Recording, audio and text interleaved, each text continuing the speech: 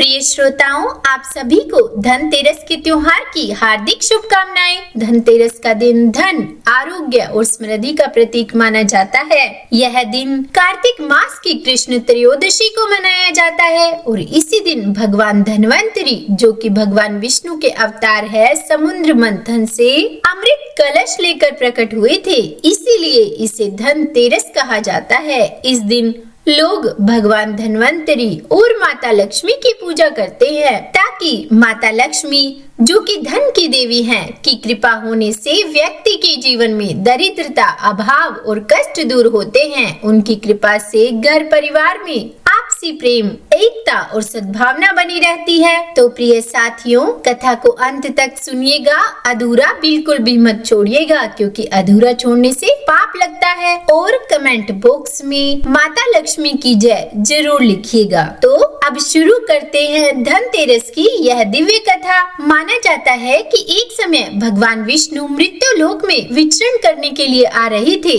तब लक्ष्मी जी ने भी उनके साथ चलने का आग्रह किया। तब विष्णु जी ने कहा कि यदि मैं जो बात कहूँ तुम अगर वैसा ही मानो तो फिर चलो। तब लक्ष्मी जी उनकी बात मान गई और भगवान विष्णु के साथ भूमंडल पर आ गई। कुछ देर बाद एक जगह पर पहुंचकर भगवान विष्णु ने लक्ष्मी जी से कहा कि जब तक मैं न आऊं तुम यही ठहरो, मैं दक्षिण दिशा की ओर जा रहा हूँ, तुम उधर मत आना। विष्णु जी के जाने पर लक्ष्मी जी के मन में कौतूहल जागा कि आखिर दक्षिण दिशा में ऐसा रहस्य क्या है जो मुझे मना किया गया है और भगवान स्वयं चले गए हैं। तब लक्ष्मी जी से रहा न गया और जैसे ही भगवान आगे बढ़े, लक्ष्मी जी भी उनके पीछे पीछे चल पड़ी। कुछ ही आगे जाने पर उन्हें सरसों का एक खेत दिखाई दिया जिसमें खूब फूल लगे थे। सरसों की शोभा देखकर वे मंत्र मुग्ध हो गई और फूल तोड़कर अपना श्रृंगार करने के बाद आगे बढ़ी। आगे जाने पर एक गन्ने के खेत से लक्ष्मी जी गन्ने तोड़कर रस चूसने लगी। उसी क्षण विष्णु जी आए और यह देख लक्ष्मी जी पर नाराज होकर उन्हें श्राप दे दिया कि मैंने तुम्हें इधर आने को मना किया था पर तुम न मानी और किसान की चोरी का अपराध कर बैठी। अब तुम इस अपराध के जुर्म में इस किसान की 12 वर्ष तक सेवा करो। ऐसा कहकर भगवान उन्हें छोड़कर क्षीर सागर चले गए। तब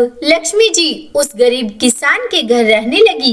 एक दिन लक्ष्मी जी ने उस किसान की पत्नी से कहा कि तुम स्नान कर पहले मेरी बनाई गई इस देवी लक्ष्मी का पूजन करो, फिर रसोई बनाना, तब तुम जो मांगोगी वही मिलेगा। किसान की पत्नी ने ऐसा ही किया और पूजा के प्रभाव और माँ लक्ष्मी की कृपा से किसान का घर दूसरे ही दिन से अन्न, धन, रत्न, स्वर्ण आदि से भर गया। लक्ष्मी जी ने किसान को धन धान्य से पूर्ण कर दिया। किसान के 12 वर्ष बड़े आनंद से कट गए और फिर 12 वर्ष के बाद लक्ष्मी जी के जाने की तैयारी हुई। भगवान विष्णु माँ लक्ष्मी को लेने आए तो किसान ने उन्हें भेजने से इनकार कर दिया। तब भगवान ने किसान से कहा कि इन्हें कौन जाने देता है, यह तो चंचला है, ठहरती ही नहीं कहीं, इनको तो बड़े बड़े भी नहीं रोक सके।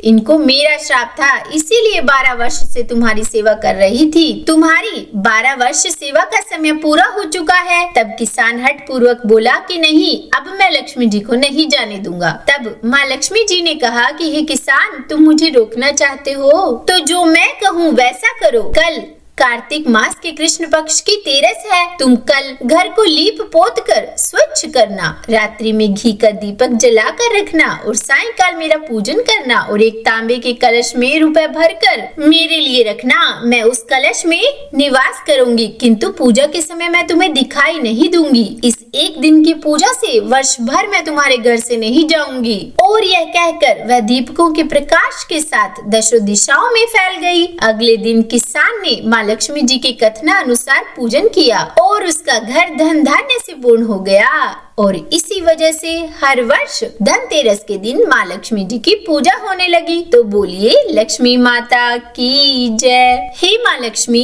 जैसे आपने उस किसान के घर में वास किया, ऐसे ही आप इस कथा को सुन रहे सभी भक्तों के घर में वास करना।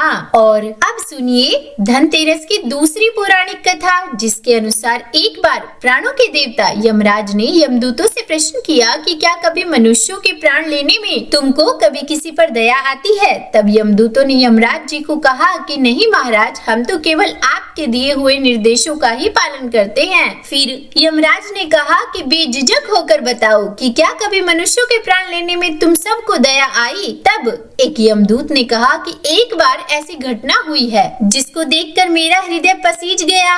एक दिन हंस नाम का एक राजा शिकार पर गया था और वह जंगल के रास्ते में भटक गया और भटकते भटकते दूसरे राजा की सीमा में चला गया। वहाँ एक हेमा नाम का शासक था। उसने पड़ोस के राजा का आदर सत्कार किया। उसी दिन राजा की पत्नी ने एक पुत्र को जन्म भी दिया। ज्योतिषों के ग्रह नक्षत्रों के आधार पर बताया गया कि इस बालक के विवाह के 4 दिन बाद ही इसके जीवन का अंत हो जाएगा। तब राजा ने आदेश दिया कि इस बालक को यमुना तट पर एक गुफा में ब्रह्मचारी के रूप में रखा जाए और स्त्रियों की परछाई भी वहां तक नहीं पहुंचनी चाहिए। लेकिन विधि का विधान कुछ और ही था। विधाता को कुछ और ही स्वीकार था। संयोगवश राजा हंस की पुत्री यमुना तट पर चली आई और वहां उन्होंने राजा के पुत्र को देख लिया। दोनों ने तुरंत गंधर्व विवाह कर लिया और विवाह के 4 दिन बाद ही ज्योतिष की भविष्यवाणी के अनुसार राजा के पुत्र के प्राण चले गए। तब यमदूत ने कहा कि हे महाराज, उस नव विवाहिता का करुण विलाप सुनकर मेरा हृदय पसीज गया था। यमदूत की सारी बातें सुनकर यमराज ने कहा कि क्या करें, यह तो विधि का विधान है और मर्यादा में रहते हुए हमें यह काम तो करना ही पड़ेगा।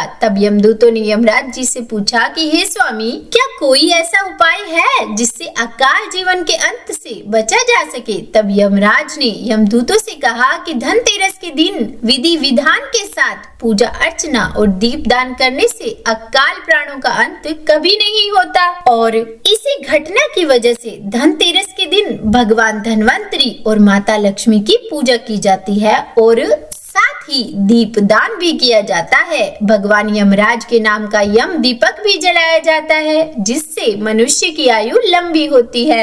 और धनतेरस की तीसरी पौराणिक कथा के अनुसार धनतेरस का त्योहार विशेष रूप से भगवान धन्वंतरी को समर्पित है। श्री धन्वंतरी भगवान श्री हरि विष्णु के 24 अवतारों में से एक है और यह भगवान श्री हरि विष्णु के अंश अवतार भी माने जाते हैं। धन्वंतरी भगवान ने आयुर्वेद को संसार में प्रकट किया था। इनका पृथ्वी लोक में अवतरण समुद्र मंथन के समय हुआ था। देवताओं और असुरों के द्वारा किए जा रहे समुद्र मंथन के समय शरद पूर्णिमा के दिन चंद्रमा कार्तिक महीने की द्वादशी तिथि को कामधेनु गाय और त्रयोदशी तिथि को धन्वंतरी भगवान समुद्र मंथन में से प्रकट हुए थे। और फिर कार्तिक मास की चतुर्दशी तिथि को काली माता और अमावस्या को भगवती महालक्ष्मी जी का सागर मंथन से प्रादुर्भाव हुआ था।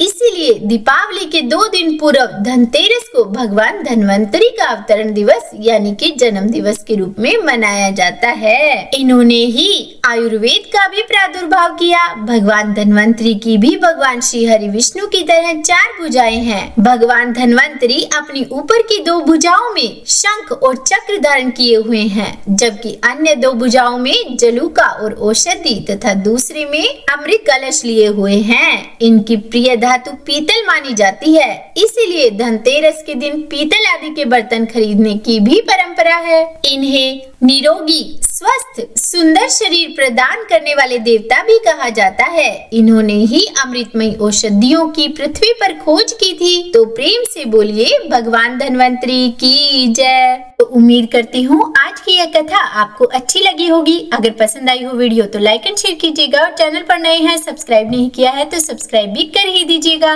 और हाँ, कमेंट बॉक्स में जय माँ लक्ष्मी जरूर लिखिएगा। तो बोलिए जय माँ लक्ष्मी।